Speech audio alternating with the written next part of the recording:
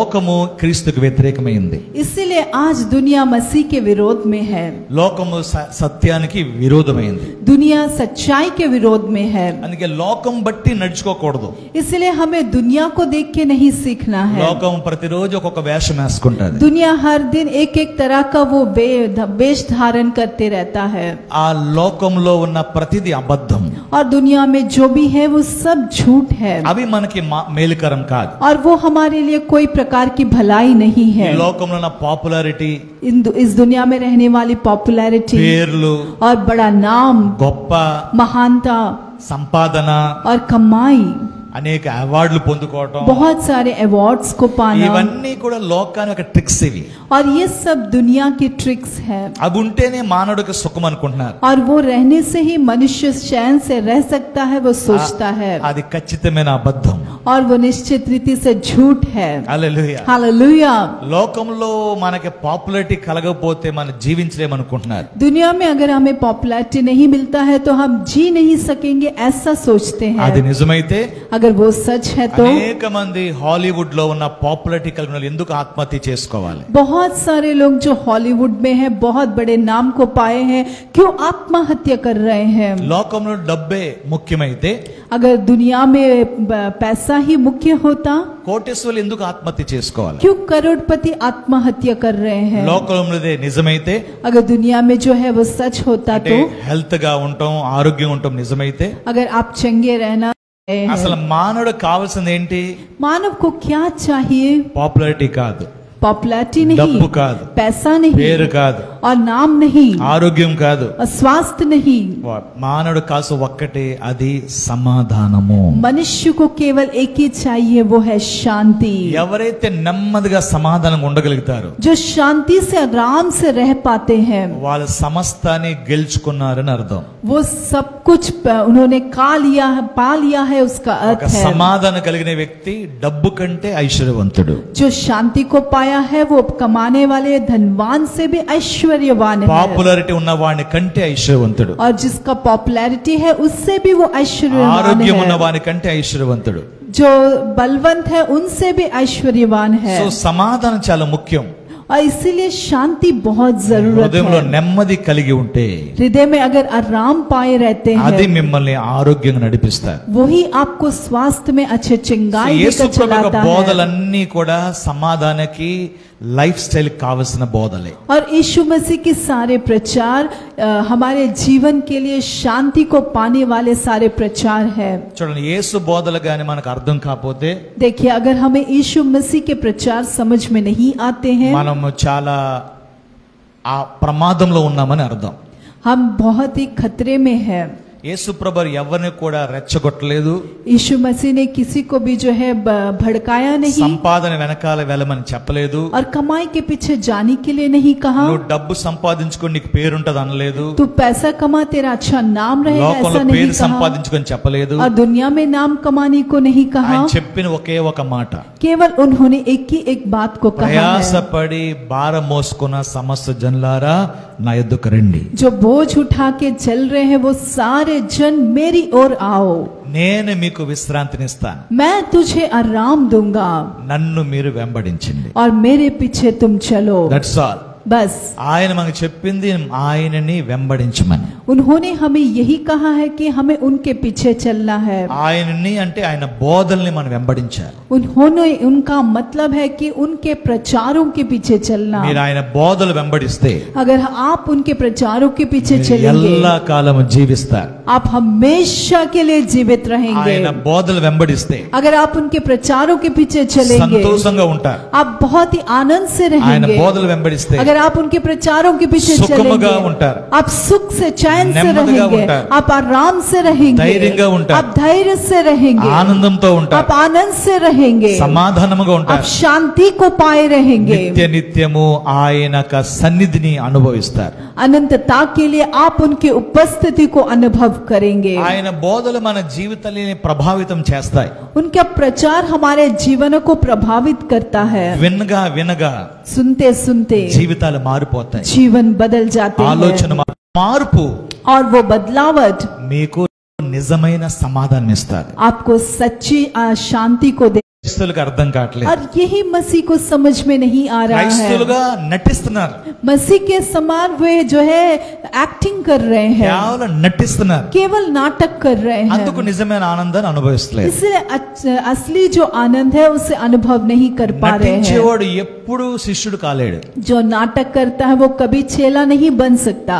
నటించేవాడు యేసుక్రీస్తుకి ఉపయోగపడడు. और जो नाटक करता है वो यीशु मसीह की कोई काम का नहीं है। నటించేవాడు దేవుని రాజ్యం వెళ్ళలేడు. और जो नाटक करता है वो परमेश्वर के राज्य में नहीं जा सकता। నటన రియల్ లైఫ్ కాదు. और नाटक में मसीह जीवन को चलाने वाले बहुत लोग हैं। मसीह में आप कुछ भी नहीं कमा सकना चाहिए, हमें जीना है। జీవిస్తే अगर हम जिएंगे నీలో ఫలమును అనుభవిస్తావు. और उसके फल को आप अनुभव करेंगे, जिएंगे तो యేసు చెప్పిన ప్రతిదీ నీకు आरंभ किया పునరుత్థానముతో ముగించబడుతుంది. और पुनरुत्थान से वो खत्म होता है। యేసు నిజముగా సిలువ మరణాన్ని మరణించాడు. और यीशु ने सच्ची में सूली के मृत्यु को पाया है। నిజముగా చనిపోయాడు ఆయన. और वो सच में मर गए నిజముగా हैं। సమాధి చేశారు और ఆయన్ని. सच में उन्हें गाड़ा गया है। ఆయన చెప్పున నటన కాదు, ये नाटक नहीं ఇది है, సత్యం. ये सच्चाई ఈ है। సత్యాన్ని స్వీకరిస్తే अगर आप ये सच्चाई को स्वीकारेंगे నీలో మార్పు కలుగుతాయి. आप में बदलावट आएगा। ఈ సత్యాన్ని మనం స్వీకరించకపోతే अगर आप ये सच्चाई को नहीं स्वीकारेंगे ఫలము మనలో కలగదు. आपके अंदर कोई फल नहीं होगा। స్తోత్రం చెప్దాం. हालेलुया। అందరికీ లోకంలో విజయం సాధించాలని ఆశ ఉంటది, और सबको इस दुनिया में जय पाने का ही चाहत है, కానీ ఆశ యేసు ప్రభులోనే నెరవేరాలి. लेकिन वो चाहत यीशु मसीह में ही पूरा होना సో है। యేసు క్రీస్తుని వెంబడించినప్పుడు अगर आप यीशु मसीह के पीछे चलेंगे నీ ఆశలో 1000% నెరవేరుతాయి. आपकी पूरे चाहते 1000% जो है पूरा होंगे। నువ్వు నటిస్తున్నప్పుడు अगर आप नाटक कर रहे हैं ఆశలు కూడా నిన్ను నటింపజేస్తాయి. चाहत भी जो है आपसे नाटक करते रहेंगे, అవి కూడా నెరవేరవు. वो भी आपसे आपके जीवन में पूरा नहीं होगा। రోజు చెప్తాయి నువ్వు చాలా ఐశ్వర్యవంతుడు, నాటన అంటే చెప్తది, ఆశ చెప్తది నువ్వు చాలా ఐశ్వర్యవంతుడు. नाटक कहता है कि तू बहुत ही ऐश्वर्यवान, और तेरे से भी वो नाटक ही करवाते रहेगा। అలాగే చాలా మంది ఊహల్లో బతుకుతున్నారు. और ऐसे ही कल्पनाओं में बहुत लोग जी रहे हैं, వాళ్ళు నిజంగా జీవిస్తలేదు, वो सच में नहीं जी रहे వాళ్ళ हैं, ఆశలు కూడా నిజం అవట్లేదు. और उनकी चाहते भी पूरी नहीं हो रही है। నాటకాల్లో బ్రతుకుతున్నారు, केवल नाटक में जी रहे हैं, నటనలో జీవిస్తున్నారు, नाटक में ही जी रहे కేవలం हैं। ఊహల్లో మాత్రమే నేను గొప్ప వ్యక్తిని, నేను ఆరోగ్యమైన వ్యక్తిని, నేను నిజంలో బ్రతుకుతారు, నిజం వారి జీవితం में जीते हैं और वो सच्चाई उनके जीवन में काम करता నువ్వు है। నటిస్తే अगर आप नाटक करेंगे, బైబిల్లో ఒక్క వాగ్దానం కూడా నీకు కూడా నటనలోనే ఉంచుతుంది. बाइबल का हर एक वाचा आपके लिए भी वो नाटक में ही रखेगा, అది నెరవేరదు. वो आपके लिए पूरा नहीं होगा। నేను యేసు నమ్ముతున్నాను అంటావు, आप कहते हैं कि मैं यीशु को विश्वास करता నీ हूँ, హృదయంలో ఆయన మీద విశ్వాసం ఉండదు. आपके हृदय में उनके ऊपर विश्वास नहीं నేను रहेगा। యేసుని వెంబడిస్తాను అంటావు, आप कहते हैं कि मैं यीशु के पीछे चल रहा हूँ, ఒక్క మార్పు ఉండదు. एक भी बदलावट नहीं యేసు మీద रहेगा। నమ్మకం ఉంది అంటావు, आप कहते हैं कि यीशु के ऊपर मेरा विश्वास అసలు है, ఆయనకి నిజంగా ప్రార్థించవు. और सच में आप उनसे प्रार्थना ही नहीं నటన करते, కేవలం केवल नाटक है। నటనలో ఒక్క వాగ్దానం నెరవేరదు. नाटक में एक वाचा भी पूरा नहीं होता। జీవించండి, आप जी के देखिए, జీవించి చూడండి, आप जी के देखिए, నటనతో పని లేదు. नाटक से कोई काम नहीं है, అన్ని నీకు ఒరిజినల్ కావాలి. और सब कुछ आपके लिए ओरिजिनल चाहिए। దేవునికి మహిమ हालेलुया, కలుగాక. హల్లెలూయా. हालेलुया। సో ప్రజలు ప్రభావితం అవుతున్నారు. इसीलिए लोग प्रभावित हो रहे हैं। హల్లెలూయా. हालेलुया। జీవితాలు మారుతున్నాయి. जीवन बदल, आपका भी जीवन बदलेगा నువ్వు ఆయన నమ్మితే. अगर आप उनको विश्वास ఈ करते పగల కాలంలో, हैं। और इस दिन के समय, ఈ యొక్క తిరిగి లేచే దినమందు ये रिजरेक्शन के दिन में ప్రభు మనల్ని आशीष को हम अनुभव करें, తిరిగి లేచాడని మనమే ఆయనకి సాక్షులుగా ఉందుము గాక. और वे నేను వేగంగా రిఫరెన్స్ చెప్తాను, తర్వాత ప్రార్థన చేద్దాం. और मैं तुरंत रेफरेंस बताऊंगा, उसके बाद प्रार्थना करेंगे। యేసు ప్రభు వారు తిరిగి లెగిస్తారని చెప్పి అనేకులు ప్రవచించారు. और यीशु मसीह जी उठेंगे इसके लिए बहुतों ने भविष्यवाणियां की. అందులో దావీదు, उसमें दाऊद है యెషయా, और यशायाह है హోషేయ और होशिया है. ఈ ముగ్గురు పెద్ద ప్రవచనాలు పలికారు. और इन तीनों ने बड़ी भविष्यवाणियां की. దావీదు ప్రవచించింది కీర్తన 16:10 ఉంటది. और दाऊद ने जो भविष्यवाणी की वो है भजन संहिता 16:10. రెండో వచనము 22 అధ్యాయం 16-18. और दूसरा वचन है भजन संहिता 22:16 से 1:18 तक. రెండోది యెషయా ప్రవచించాడు. और दूसरा यशायाह ने भविष्यवाणी యెషయా की. 53:11-12. और यशायाह 53:11 और 12. హోషేయ ప్రవచించాడు. और होशिया ने भी 6వ भविष्यवाणी అధ్యాయం की. 2వ వచనం. और 6:2 में. ఇవన్నీ ఇంట్లో మీరు చూడొచ్చు. और ये सब आप देख सकते అది हैं. కాకుండా और वो नहीं, యోబు ప్రవచించాడు. अयूब ने भविष्यवाणी की. యోబు 19:25-27. और अयूब के 19:27 से 28. ఇంకా అనేకమైన దావీదు కీర్తనలో అనేక ప్రవచన వాక్కులు ఉన్నాయి. और बहुत सारे भजन संहिता में बहुत सारे इस प्रकार की भविष्यवाणियां हैं. కీర్తన 2:7 और भजन संहिता 2:7 में 33, 30-3, నా సామ్స్ 41:9-10, సామ్స్ 118, 17-18. ఇలాగా ఇవన్నీ వాక్యాల్లో మనకి కనిపిస్తూ ఉంటాయి. और इस प्रकार से सारे वचन हमें दिखाई देते हैं. సో యేసు ప్రభువారు చనిపోయినప్పుడు తన ఆత్మను తండ్రికి అప్పగించుకున్నారు. यीशु मसीह जब मर गए तो अपनी आत्मा को उन्होंने पिता को सौंपा. ఆయన ఎక్కడికి వెళ్ళారు? वे कहाँ गए? సిలువలో ఆయన ఆత్మను తండ్రికి అప్పగించారు. शूली में उन्होंने अपनी आत्मा को पिता और ये जोर से बात करने वाली बात है. 7 మాటలు ఒక మాట. शूली में 7 बातों में एक बात ఇది है. రెండవ వాక్యం ఇది. ये दूसरा वचन సో है. ప్రకటించి और उनको परदेश लेके चले गए సో ఆయన और पाताल में काम कर रहे थे. అయితే దావీదు చెప్తున్నాడు ఈ కీర్తన అపోస్తలుల కార్యం 2:24 और दाऊद इसलिए कह रहा है कि అపోస్తలులు 2:24 और प्रेरितों के 2:24 में ప్రవచనం రాయబడ్డది. ऐसा भविष्यवाणी लिखा है. మరణము ఆయన్ని బంధించలేకపోయింది. मृत्यु उनको बांध नहीं पाया. అంటే పాతాళాలకు వెళ్ళి కూడా తిరిగి వచ్చిన ఆయన యేసు ఒకటే. इसका ये मतलब है कि पाताल में जाकर वापस आने वाला केवल यीशु अकेला है. సో యేసు దేవుని కుమారుడని, यीशु परमेश्वर का पुत्र है ఆయనే దైవమని, और वो ही दैवत्व ఆయన है. మానవుల కొరకు ప్రణాళిక నిమిత్తము ఆయన మనుషులుగా వచ్చి శిలువ మరణాన్ని మరణించి పాతాళాలకు వెళ్ళి అక్కడ ప్రజలు విమోచించి పరదశలో పెట్టి 3వ రోజు తిరిగి లేచిన రుజువే ఆయన దేవుడు అన్నాడు కనిపిస్తుంది. वो मानव के लिए ही इस दुनिया में आए. उन्होंने अपने प्राण को दिया. वे वापस जो है पाताल में गए. वहाँ पे जो बंदी थे उन्हें परदेश में रखा.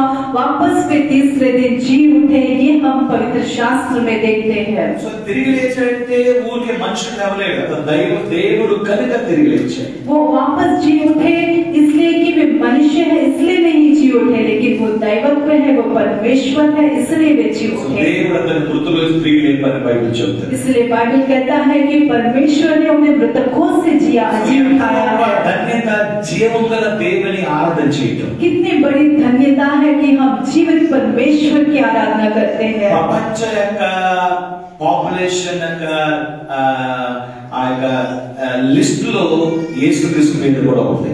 और दुनिया में जो पॉपुलेशन का लिस्ट है उसमें यीशु का नाम भी लिखा हुआ है. కానీ తిరిగి లేచిన తర్వాత ఆయన ఏ లిస్ట్ లో ఉన్నారైనా?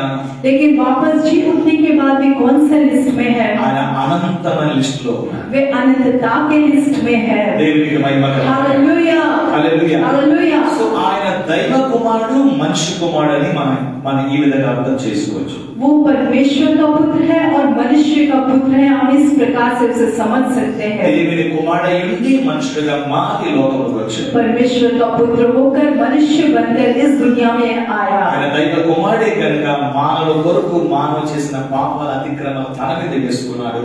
మానవుడుగానే ఆయన చనిపోయాడు. और वो परमेश्वर का पुत्र है इसलिए मनुष्य सारे मनुष्य जाति के हर एक पाप को अपने ऊपर ले लिया और मनुष्य के समान वो हमारे लिए मर गया. తిరిగి లేచిన దేవుని కుమారుడుగా वापस वो जी उठे परमेश्वर के पुत्र के ఇప్పుడు समान. ఆయన బ్రతికి తండ్రి కుడి పార్శ్వన ఉన్నాడు. अभी आप वे जीवित हैं और पिता की दाहिनी ओर बैठे हैं ఆయన నీ కొరకు విజ్ఞాపన చేస్తాడు. और वो आपके लिए विनती कर रहे हैं। ఆయన మీద విశ్వాసం ఉంచండి. उन पर विश्वास रखिए ఆయన నిత్య జీవం కలిగిస్తారు. और वो अनंत जीवन हमें मिलेगा।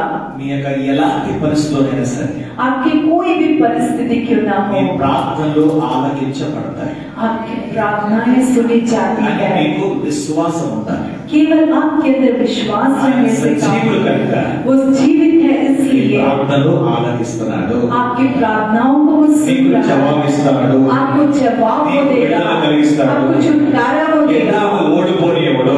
आपको कभी हारने नहीं ఎక్కడ देगा, చేయి విడిచిపెట్టడు. कहीं पे भी आपके हाथ को ప్రతి नहीं స్థలం తోడుగా छोड़ेगा, ఉంటాడు. हर जगह में आपके నిన్ను साथ रहेगा, ధైర్యపరుస్తాడు. आपको धैर्य देगा, నిన్ను బలపరుస్తాడు. आपको बल देगा, నీకు సహాయం చేస్తాడు. आपको सहायता करेगा। లోకంలో జీవించే ఆఖరి క్షణం వరకు ప్రభువు నిన్ను విడవడు. और इस दुनिया में जीने वाले आखिरी क्षण तक प्रभु आपको नहीं छोड़ेंगे। నీ కళ్ళు మూసిన తర్వాత आपके आंख बंद करने के నువ్వు बाद ఆయన చూడగలుగుతావు. आप उनको देख पाएंगे। దేవునికి స్తోత్రం. प्रभु की स्तुति हो। ప్రభు తిరిగి లేచారని అనేక మంది సాక్ష్యాలు ఉన్నాయి. और प्रभु वापस जी उठे हैं, बहुत से गवाहियां हैं। మగ్దలిని మరియా, मगदलीनी मरियम వేరొక మరియా, और दूसरी मरियम వేరొక స్త్రీ, और एक स्त्री, ఎమ్మాయిలో ఉన్న ఇద్దరు, इमाइस के रास्ते में दो जन తోమా, और थोमा ఆయన శిష్యులు, और उनके सारे चेले అనేక మంది 500 కంటే ఎక్కువ మంది. और बहुत सारे 500 से भी ज्यादा। వీళ్ళందరూ ఐ విట్నెస్. और ये सब आई विटनेस के है समान है। మత్తయి 28:7-10 కనిపిస్తుంది. और मैथ्यू 28:7-15 में लिखा యోహాను है 20:11-18, और यूहन्ना के 20:11 से 15 तक లూకా 24:13-35, और लूका 24:13 से 35 तक యోహాను 20:24-29, और यूहन्ना 20:24 से 28 तक మొదటి కొరింథీ 15:5-7. और पहला कोरिन्थी 15 అన్ని రుజువులు ఉండగా सारे सबूत रहने पर ధైర్యంగా వెంబడించు, धैर्य से उनके पीछे ఆయన चल చేరుకో, और उनके पास ఆయన आ విశ్వాసం ఉంచు. और उन पर विश्वास रख। నిశ్చయంగా निश्चित रीति से ఆయన वो నీకు आपको అన్ని పరిస్థితులు हर परिस्थिति में సహాయం చేయగలుగుతాడు. सहायता कर सकेगा। ఆయన నమ్మిక ఉంచు. उन पर विश्वास रख, ఏ పరిస్థితి అయినా సరే कोई भी परिस्थिति क्यों ना हो, పిలిచి చూడు. और उनको बुलाकर देख। నువ్వు క్రైస్తవుడివే ఉంటానక్కర్లేదు. तुझे मसीही रहने की जरूरत नहीं ఎవరు है, పిలిచినా कोई भी बुलाए ఆయన పలుకుతాడు, वो सुनते हैं, సహాయం చేస్తాడు. वो सहायता करते हैं। ఆయన నమ్ము. उनको विश्वास ఆయన कर, రక్షకుడుగాను, उद्धारकर्ता की रीति में, प्रभु की रीति में, పాపములు క్షమించేవాడుగాను, पाप क्षमा करने वाले के పాపం समान, నిమిత్తం స్థిరువులో మరణించినవాడుగాను, और पाप के लिए वो शूली पर जान दिया మూడు है, రోజులు చెప్పిన ప్రకారం తిరిగి లేచేవాడుగా ఉన్నాడు. और जैसे कि बताया गया तीसरे दिन में जी उठे हैं। ఆయన దేవుడిగా స్వీకరించు. ऐसा विश्वास करते हुए उन्हें अपने परमेश्वर की रीति में మరణాన్ని स्वीकार ఓడించి किया। తిరిగి లేచాడు కనుక मृत्यु को हरा कर वे जी उठे हैं, इसलिए ఆయన దేవుడిగా స్వీకరించు. उनको आप अपने परमेश्वर की रीति में स्वीकारिए। నీ జీవితానికి ఆయన ఒక్కడు చాలు. आपके जीवन में वे अकेले काफी है, హోల్ లైఫ్ కి ఆయన చాలు. पूरे जीवन भर के लिए वो अकेले काफी है। ఎక్కడైనా ఏదైనా ఏ పరిస్థితి అయినా ఆయన చాలు. कहीं पे भी कैसी परिस्थिति में भी किसी भी जगह में क्यों ना हो, నీ वो काफी వంశానికి है। ఒక్కడు చాలు. आपके वंश के लिए वो काफी నీ है, కుటుంబానికి ఒక్కడు చాలు. और आपके परिवार के लिए वे अकेले काफी है। ఆయనపైన ఆనుకో. और उन पर निर्भर हुए, నిశ్చయంగా ఆయన దీవెన పొందు. निश्चित रीति से उनके आशीषों को पाइए। అది లేచి हम सब खड़े हो जाएंगे। స్తోత్రం చెల్లిద్దాం.